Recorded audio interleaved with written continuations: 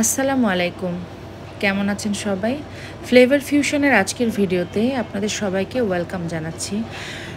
হাঁটতে হাঁটতে নবীজি সাল্লাল্লাহু আলাইহি ওয়াসাল্লাম বেদনা ভরা কণ্ঠে খুব ক্ষীণ আওয়াজে বললেন, মুআজ, হয়তো এ বছরের পর আমার সাক্ষাৎ আর পাবে না তুমি। এ কথা শুনে মুআজের হৃৎকম্পন যেন থেমে যায়, শোকে স্তব্ধ হয়ে যায় চারিপাশ। এরপর নবীজি সাল্লাল্লাহু আলাইহি ওয়াসাল্লাম তার কথা পূর্ণ করেন, আর হয়তো তুমি এই মসজিদের সামনে এসে দাঁড়াবে, হেঁটে যাবে আমার কবরের পাশ দিয়ে। অশ্রু এসে জমা হলো মুআজের চোখের কোণে। কতটা কষ্ট আর হৃদয় পোড়ার বেদনা লুকিয়ে আছে আমার কবরের পাশ দিয়ে কথাটির মাঝে। আমরা কতটা অনুভব করি এমনভাবে। আল্লাহুম্মা সাল্লি ওয়াসাল্লিম আলা নবীনা মুহাম্মদ সাল্লাল্লাহু আলাইহি ওয়াসাল্লাম। অর্থ, হে আল্লাহ, আপনি আমাদের নবী মুহাম্মদ সাল্লাল্লাহু আলাইহি ওয়াসাল্লামকে রহমত ও শান্তি দান করুন, আমিন। নামাজ আপনাকে শক্তিশালী করে তুলবে। কখনোই নামাজ ছেড়ে দিবেন না। যদি নামাজের পবিত্র অনুভূতি অন্তরে অনুভব না করেন, তবুও পড়ুন। যদি অলসতা লাগে, তবুও পড়ুন। যদি ইচ্ছে না করে, তবুও পড়ুন। মন যদি অন্য কিছুতে আচ্ছন্ন হয়ে থাকে, তবুও পড়ুন। কারণ যদি নামাজ ছেড়ে দেন, তাহলে আপনি দুর্বল থেকে দুর্বলতর এবং একেবারে দুর্বলতম ব্যক্তিতে পরিণত হবেন। আপনার আর কিছুই নেই, পুরো দেউলিয়া হয়ে গেলেন।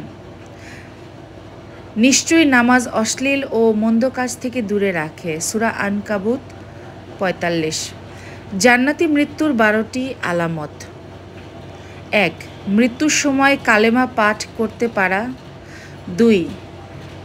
মৃত্যুর রাতে বা জুম্মার রাতে বা দিনে মৃত্যুবরণ করা। ৩. মৃত্যুর সময় কপালে ঘাম বের হওয়া। ৪. আল্লাহর রাস্তায় যুদ্ধরত অবস্থায় মৃত্যুবরণ করা। ৫. প্লেগ রোগে মৃত্যুবরণ করা। ৬. যে কোনো পেটের পীড়াতে মৃত্যুবরণ করা। ৭. কোনো কিছু ধসে পড়া বা পানিতে ডুবে মৃত্যুবরণ করা। ৮. গর্ভবতী নারী মৃত্যুবরণ করা। ৯. আগুনে পুড়ে বা যক্ষ্মা রোগে মৃত্যুবরণ করা।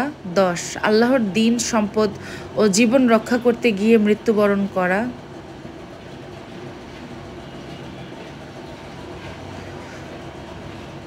১১. আল্লাহর রাস্তায় প্রহরীর দায়িত্ব পালন করতে গিয়ে মৃত্যুবরণ করা। ১২. নেক আমলরত অবস্থায় মৃত্যুবরণ করা। হে আল্লাহ, আমাদেরকে শহীদি মৃত্যু দান করুন, আমিন। আপনি যত বড় গুনাহে লিপ্ত থাকেন না কেন, নামাজ ছেড়ে দিবেন না। এই নামাজই আপনাকে একদিন সব গুনাহ থেকে ফিরিয়ে আনবে, ইনশাআল্লাহ। আজকে আপনাদের সাথে আমি একটি অন্যরকম রেসিপি শেয়ার করলাম। দ্যাট মিন্স আমাদের উত্তরবঙ্গে যেভাবে মাছ কষানি করে, এটাকে আমরা মাছ কষানি বলে থাকি, সেই রেসিপিটাই আপনাদের সাথে শেয়ার করলাম। নর্মালি কে এভাবে কাঁচা মাছ রান্না করে খান আমি জানি না, তবে আমাদের উত্তরবঙ্গে মাছ এভাবে রান্না করে খাওয়া হয় এবং এভাবে খেতেই অনেক বেশি মজা হয় ভাজা মাছের থেকে।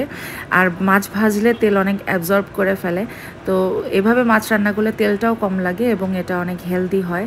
তো আমি এখানে সব ধরনের মশলা, মানে মাছ রান্না করার ক্ষেত্রে আপনার হলুদ, মরিচ, ধনিয়া গুঁড়া, জিরার গুঁড়া, তারপর আদা রসুন বাটা, তারপর একটু কালো জিরা ইউজ করেছি, তারপর ফোড়নে একটু গোটা জিরা ইউজ করেছি, তারপর ২ টুকরা তেজপাতা ইউজ করেছি। তো এই মশলাগুলো একসাথে তেলের ভিতরে আমি কষিয়ে ভালো করে যখন পানি দিয়ে কষানো হয়ে যাবে এবং তখন আমি মাছটা ছেড়ে দিব। তো কেমন লাগলো আপনাদের রেসিপিটা সবাই জানাবেন।